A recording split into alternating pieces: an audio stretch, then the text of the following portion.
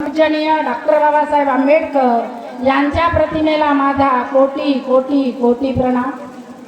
त्यागमूर्ती रमाई आई, भीमाई, क्रांतिज्योती सावित्रीबाई फुले, अहिल्याताई होळकर आणि या भारत देशातील सर्व जाती धर्मामध्ये खिचपटलेल्या लोकांना जगण्याच्या प्रवाहामध्ये आणणारे सर्व जाती धर्मातील महापुरुषांना माझा कोटी कोटी कोटी प्रणाम। मला इथे तुमच्या समोर उभं राहण्याची हिंमत दिली, शक्ती दिली अशा त्या क्रांतिज्योती सावित्री मातेच्या प्रतिमेला माझं सतशः अभिवादन। धन्य क्रांतिज्योती सावित्री माते, तुम्ही आहात महान। तुमचे कर्तृत्व या जगामध्ये आहे अमूल्यवान, म्हणूनच स्त्रियांना मिळाला समाजामध्ये बहुमान। तुमच्याच प्रतिमेला मी करते आहे कोटी कोटी कोटी प्रणाम। आज दिनांक 4 मे 2025 ला भव्य दिव्य असा कार्यक्रम रांगी या गावामध्ये आयोजित केलेला आहे आणि या कार्यक्रमाकरिता फुले शाहू आंबेडकर मंचावर उपस्थित असलेले सन्मानित अध्यक्ष, ज्यांनी या रांगी गावाला अथक परिश्रम करून तथागत भगवान बुद्धाच्या मूर्तीची स्थापना केली, RPI चे जिल्हा अध्यक्ष सन्मानित बोरकर सर आणि तसेच जावेद चांदपाशा सर, आंबेडकरी चळवळीमधले आणि साहित्यिक नागपूरवरून आपल्या समोर उपस्थित झालेलेच आहेत। अगदी लहान वयामध्ये का असेना आमच्या समोर जी मुलगी बसलेली आहे प्रियंका चव्हाण, ही सुद्धा ॲडव्होकेट आहे आणि धम्माचं आणि बुद्धाचं बाबासाहेबांच्या विचाराची चळवळ पुढे चालवणारी आहे अशी ती प्रियंका। आणि या मंचावरील भैसारे सर, या गावचे सरपंच, ग्रामसेवक साहेब आणि ह्या बौद्धविहारामधील सर्व पदाधिकारी आणि या सत्यशोधक समाजाच्या महिला मंडळ, बौद्ध उपासक आणि बौद्ध उपासिका, आज मला इथं सांगावंसं वाटतं, तथागत भगवान बुद्धांच्या काळामध्ये जी शांती होती ती शांती आजही आमच्या बौद्ध बांधवामध्ये आहे। आणि आपलं जे दैवत आहे, आपलं जे आद्य कर्तव्य म्हणून आपण ज्याला आपल्या समोर आदर्श मानतो असे ते तथागत भगवान बुद्ध आज तुमच्या विहारामध्ये प्रतिष्ठापना झालेली आहे। याचं कारण तुम्ही श्रद्धावान होते, धम्माबद्दल तुम्हाला आवड होती आणि म्हणूनच 3-4 वर्षापूर्वीपासून आज जो दिवस तुमच्या या म्हणजे रांगी गावामध्ये उजळला हा अविस्मरणीय दिवस आहे। आता ठीक आहे, बौद्धाची मूर्ती मिळाली, आपण तथागत भगवान बुद्धाची मूर्ती विहारामध्ये प्रतिष्ठापना केली, परंतु मी इथे बसणाऱ्या सर्वांना मी आग्रहाने सांगते आहे की ती मूर्ती आणि ते विहार जसंच्या तसं बंद राहू नये। आपल्याला जर धर्म समजून घ्यायचा असेल तर फक्त आम्हाला पंचशील त्रिचरण कळलं ना तर नक्कीच आमचं जीवन सुखमय झालेलं आहे। आणि त्याचकरिता तथागत भगवान बुद्धांची मूर्ती हे गावागावात विहारामध्ये ठेवली जाते, त्याची प्रतिष्ठापना केली जाते।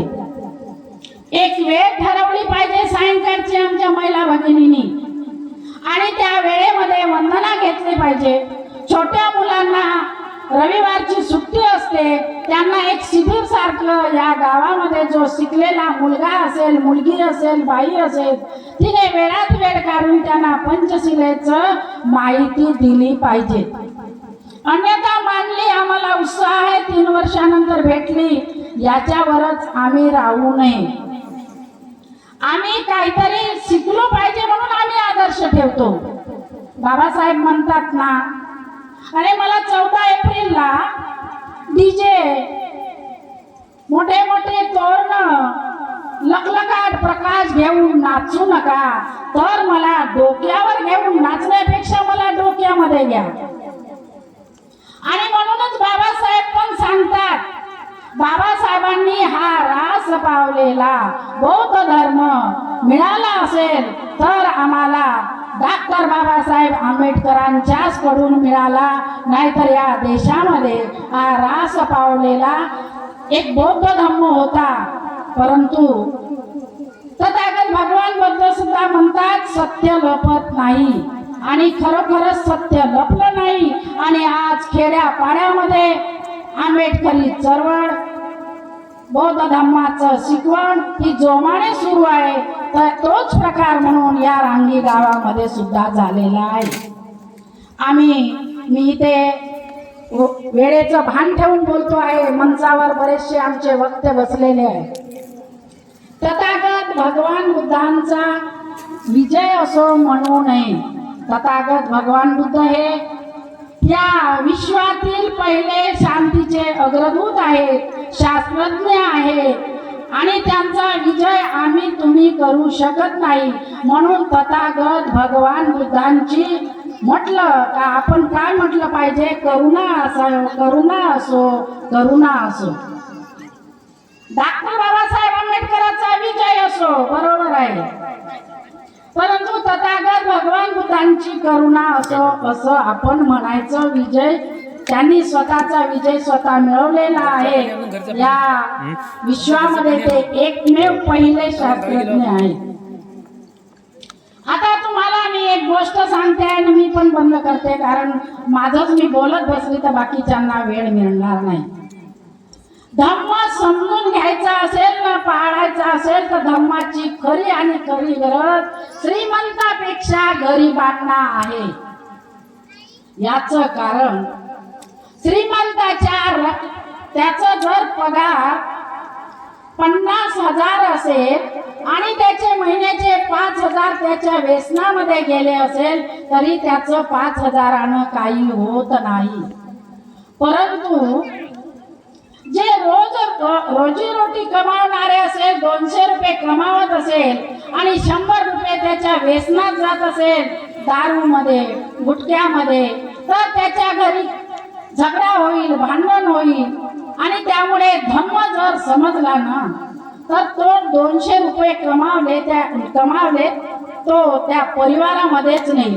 आणि म्हणून खरी धम्माची गरज ही श्रीमंतापेक्षा गरीब लोकांना आहे.